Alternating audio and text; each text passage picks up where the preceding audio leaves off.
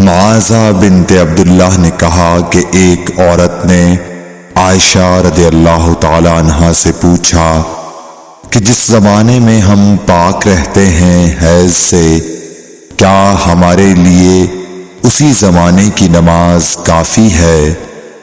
اس پر عائشہ رضی اللہ تعالی عنہا نے فرمایا کہ کیا تم حروریہ ہو؟ ہم نبی کریم صلی اللہ علیہ وسلم کے زمانے میں حائضہ ہوتی تھیں اور آپ ہمیں نماز کا حکم نہیں دیتے تھے، یا حضرت عائشہ رضی اللہ تعالی عنہا نے یہ فرمایا کہ ہم نماز نہیں پڑھتی تھیں۔ صحیح بخاری حدیث نمبر 321۔ زینب بنت ابی سلمہ سے روایت ہے، انہوں نے بیان کیا کہ ام سلمہ رضی اللہ عنہا نے فرمایا کہ میں نبی کریم صلی اللہ علیہ وسلم کے ساتھ چادر میں لیٹی ہوئی تھی کہ مجھے حیض آ گیا، اس لیے میں چپکے سے نکل آئی اور اپنے حیض کے کپڑے پہن لیے۔ رسول کریم صلی اللہ علیہ وسلم نے فرمایا، کیا تمہیں حیض آ گیا ہے؟ میں نے کہا جی ہاں۔ پھر مجھے آپ نے بلا لیا اور اپنے ساتھ چادر میں داخل کر لیا۔ زینب نے کہا کہ مجھ سے ام سلمہ نے بیان کیا کہ نبی کریم صلی اللہ علیہ وسلم روزے سے ہوتے اور اسی حالت میں ان کا بوسہ لیتے، اور میں نے اور نبی کریم صلی اللہ علیہ وسلم نے ایک ہی برتن میں جنابت کا غسل کیا۔ صحیح بخاری حدیث نمبر 322۔ زینب بنت ابی سلمہ سے روایت ہے کہ ام سلمہ نے بتلایا کہ میں نبی کریم صلی اللہ علیہ وسلم کے ساتھ ایک چادر میں لیٹی ہوئی تھی کہ مجھے حیض آ گیا۔ میں چپکے سے چلی گئی اور حیض کے کپڑے بدل لیے۔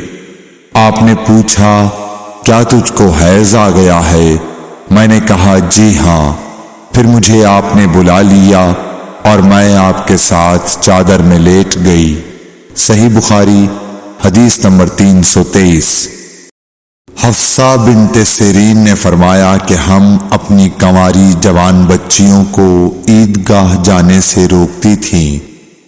پھر ایک عورت آئی اور بنی خلف کے محل میں اتری، اور انہوں نے اپنی بہن ام عطیہ کے حوالے سے بیان کیا، جن کے شوہر نبی اکرم صلی اللہ علیہ وسلم کے ساتھ 12 لڑائیوں میں شریک ہوئے تھے، اور خود ان کی اپنی بہن اپنے شوہر کے ساتھ 6 جنگوں میں گئی تھیں۔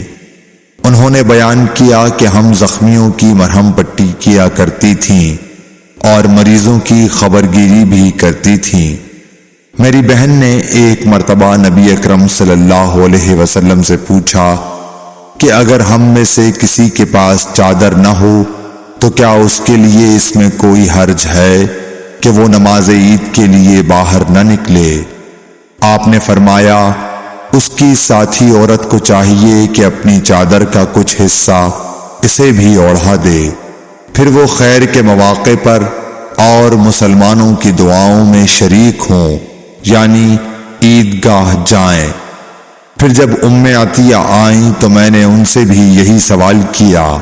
انہوں نے فرمایا، میرا باپ آپ پر فدا ہو، ہاں آپ نے یہ فرمایا تھا۔ اور ام عطیہ جب بھی حضرت صلی اللہ علیہ وسلم کا ذکر کرتی تو یہ ضرور فرماتی کہ میرا باپ آپ پر فدا ہو۔ انہوں نے کہا، میں نے آپ کو یہ کہتے ہوئے سنا کہ جوان لڑکیاں، پردے والیاں اور حائضہ عورتیں بھی باہر نکلیں اور مواقع خیر میں اور مسلمانوں کی دعاؤں میں شریک ہوں، اور حائضہ عورت جائے نماز سے دور رہے۔ حفصہ کہتی ہیں، میں نے پوچھا، کیا حائضہ بھی؟ انہوں نے فرمایا، کیا وہ عرفات میں فلاں فلاں جگہ نہیں جاتی؟ یعنی جب وہ ان جملہ مقدس مقامات میں جاتی ہیں تو پھر عیدگاہ میں کیوں نہ جائیں؟ صحیح بخاری حدیث نمبر 324۔ حشام بن عروہ نے کہا کہ مجھے میرے والد نے حضرت عائشہ رضی اللہ تعالی عنہا کے واسطے سے خبر دی کہ فاطمہ بنت ابی حبیش رضی اللہ عنہا نے نبی صلی اللہ علیہ وسلم سے پوچھا کہ مجھے استحاضہ کا خون آتا ہے اور میں پاک نہیں ہو پاتی، تو کیا میں نماز چھوڑ دیا کروں؟ آپ صلی اللہ علیہ وسلم نے فرمایا، نہیں، یہ تو ایک رگ کا خون ہے، ہاں اتنے دنوں میں نماز ضرور چھوڑ دیا کرو کہ جن میں اس بیماری سے پہلے تمہیں حیض آیا کرتا تھا، پھر غسل کر کے نماز پڑھا کر۔ صحیح بخاری حدیث نمبر 325۔ محمد بن سیرین نے بیان کیا، وہ ام عطیہ سے، آپ نے فرمایا کہ ہم زرد اور مٹیالے رنگ کو کوئی اہمیت نہیں دیتی تھیں۔ صحیح بخاری حدیث نمبر 326۔ حضرت عائشہ رضی اللہ تعالی عنہا سے، جو حضرت صلی اللہ علیہ وسلم کی بیوی ہیں، روایت ہے کہ ام حبیبہ 7 سال تک مستحاضہ رہیں۔ انہوں نے نبی کریم صلی اللہ علیہ وسلم سے اس کے بارے میں پوچھا تو آپ صلی اللہ علیہ وسلم نے انہیں غسل کرنے کا حکم دیا اور فرمایا کہ یہ رگ کی وجہ سے بیماری ہے، پس ام حبیبہ ہر نماز کے لیے غسل کرتی تھیں۔ صحیح بخاری حدیث نمبر 327۔ حضرت عائشہ رضی اللہ تعالی عنہا سے روایت ہے کہ انہوں نے رسول کریم صلی اللہ علیہ وسلم سے کہا کہ حضور، صفیہ بنت حی کو حج میں حیض آ گیا۔ رسول اللہ صلی اللہ علیہ وسلم نے فرمایا، شاید کہ وہ ہمیں روکیں گی، کیا انہوں نے تمہارے ساتھ طواف زیارت نہیں کیا؟ عورتوں نے جواب دیا کہ کر لیا ہے۔ آپ نے اس پر فرمایا کہ پھر نکلو۔ صحیح بخاری حدیث نمبر 328۔ عبداللہ بن عباس رضی اللہ تعالی عنہ سے روایت ہے، آپ نے فرمایا کہ حائضہ کے لیے جبکہ اس نے طواف افاضہ کر لیا ہو، رخصت ہے کہ وہ گھر جائے اور طواف وداع کے لیے نہ رکی رہے۔ صحیح بخاری حدیث نمبر 329۔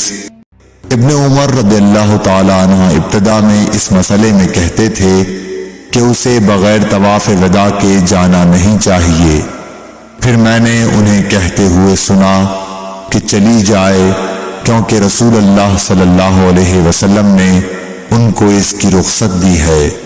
صحیح بخاری حدیث نمبر 330۔